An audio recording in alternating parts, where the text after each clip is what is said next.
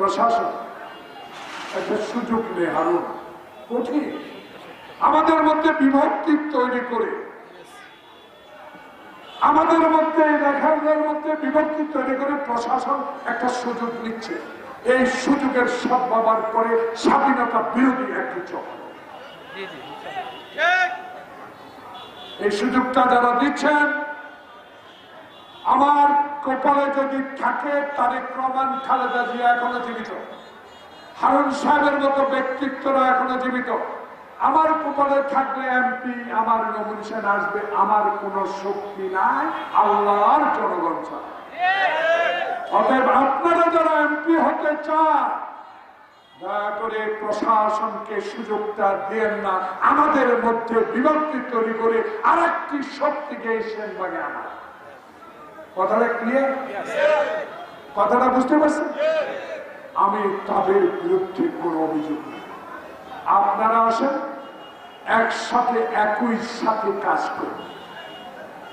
যার কুফলে ভাগ্যে লেখা আছে সে হবে আগামীতে একটি সুষ্ঠু নির্বাচনের মাধ্যমে এমপি। তাই দয়া করে প্রশাসনকে সুযোগ করে দিয়েন না যে এই প্রশাসন রক্ত চক্ষু থেকে এই বাংলার বুকে শেখ হাসিনা ওয়াজের আমার নেত্রী বেগম খালেদা জিয়াকে বিনা কারণে 5 বছর জেলে রেখেছে, তাদের বিরুদ্ধে অবশ্যই আমরা থাকবো। কেউ রুখতে পারবেন না।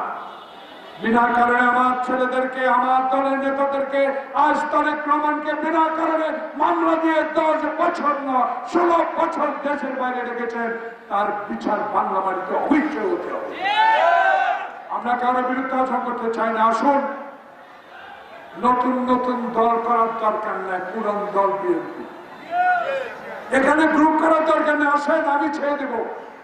যদি আপনার যোগ্যতা থাকে, আপনারা যদি হারুন সাহেবেরা গ্রহণ করে, আমার কোনো আপত্তি না, আমি ছেড়ে দেব। তবে দয়া করে প্রশাসনের কাছে গিয়ে বিভক্ত করেন না। কারণ প্রশাসনের সামনে যেই ছাত্রলীগ আমার অফিস ভেঙেছে, আমার টেলিভিশন ভেঙেছে, আমুল কারামাদককে রক্তাক্ত করেছে, তারা এখন নাকি এই কি প্লাজার মোড়ে সন্ধ্যার পর একত্রিত হয়। আমার নেতারা কালি আছে, কেউ মাটির ব্যবসা নিয়া, কেউ ওইটা নিয়া, সেটা নিয়া, কিন্তু এদের বিরুদ্ধে সংগ্রাম করেন একটা নেতা। পুলিশ দিয়ে গ্রেপ্তার করবেন, পশ্চিম কালো হবে না, সব পুলিশ সব তাদের। নেতা তারেক রহমান বলেছে ধৈর্য ধরেন। হাসিনা বলেছে যদি আমি ক্ষমতা থেকে যাই একটা লোক তারেক রহমান রাখবে না। বুকে হাত দিয়ে বলেন তারেক রহমানের নির্দেশে আমার নেতা কর্মীরা যারা বছরকে বছর জেল কেটেছে, আমার বিরুদ্ধে 84টা মামলা, আমি 9.5 বছর জেল কেটেছি, এখনো তো আমরা তারেক রহমানের নির্দেশ শুনি। সেই নির্দেশ মোতাবেক আমার নেতা কর্মীরা সারা নোয়াখালীতে একটা লোকের আওয়ামী লীগের গায়ে হাত তুলে। আর আপনারা এখন নির্ভয়ে অন্যায় করবেন। এই সেনবাগে অফিস করতে দেন নাই, মিছিল করতে দেন নাই, আর ওসি সাহেবের সামনে আপনারা মাস্তানি করবেন। আর ওসিকে বলে লিস্টে নাম নাই, এসব কথা বলে তত্ত্বাবধায়ককে দয়া করে অস্বস্তিতে রাখবেন।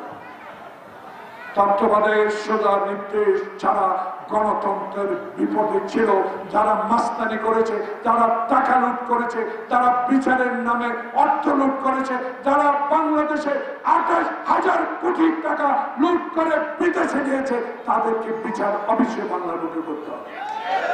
গ্রেপ্তার করলে কয় নাম তো নাই, ঠিক বলে চালান দিয়ে দেয়, পরের দিন হাতে আর মাস্তানি করে আসে। এরকম গ্রেপ্তার দরকার নাই। আর আমাদের দলের নেতা করে একটু বলি তো, মামলা করে হরে হইসা কেন্দ্র করে আগে কিছু নেতারা মাটির ব্যবসা করে আগামীতে বুটলায় যাইতে পারো, 2-4টা লোকের না বুটলায় যাইতেও পারবো না। লিস্টটা নেন দয়া করে। এদের জন্য তারেক রহমান 16 বছর নির্বাসনে থাকে নাই, এদের জন্য খালেদা জিয়া 5 বছর জেল খাটে নাই, এদের জন্য আমার নেতা কর্মীরা হাতে পানিতে দাঁড়িয়ে রাতকে রাত কাটায় নাই। এদেরকে দল থেকে অবিলম্বে বহিষ্কার করতে হবে। সেটা যদি আমি হই, আমাকে বহিষ্কার করতে হবে। শান্তিতে একটু থাকতে দেন। সেনবাগে মানুষ যদি শান্তিতে আছে, প্রশাসন দয়া করে বিভাজন তৈরি করেন না। এখানে খাঁটি কারা কে আছে, যারা এখন বলে বাংলাদেশের দাবিদার, বাংলাদেশের মানুষ ক্ষমা করে দিছে। এসব কথা ক্ষমা আমি বিশ্বাস করি না। আমি ক্ষমা করবে আল্লাহ, ক্ষমা করার শক্তি আল্লাহ ছাড়া কারণ। বিএনপি নেতা কর্মীরা অনুগ্রহ করে দয়া করেন, তারেক রহমানের খালেদা জিয়ার চেয়ে কষ্ট কেউ করেন না। জিয়া পরিবারের চেয়ে বেশি কষ্ট কেউ করেন না। যদি জিয়া পরিবারকে আগামীতে এক মাথা আগে পড়ে বাংলাদেশের সরকার গঠন করার সহযোগিতা করতে চান, দয়া করে মাটি কাটা চাঁদাবাজি বিচার বন্ধ করেন। যদি না করেন কপালে হাত দেবেন, আবার আরেক স্বৈরাচার আইসা বাংলাদেশের গণতন্ত্রকে গলা টিপে হত্যা করবে।